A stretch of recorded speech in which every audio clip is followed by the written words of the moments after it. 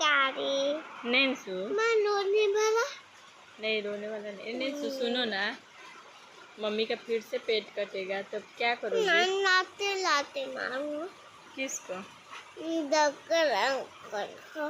Doctor uncle को? हाँ। क्यों? तुम्हारा पेट काटेगा तुम्हारा। मेरा पेट काटेगा इसीलिए? हाँ, लाते बस मेरा पेट तो काटना पड़ेगा, मेरा पेट में पथरी हो गया है।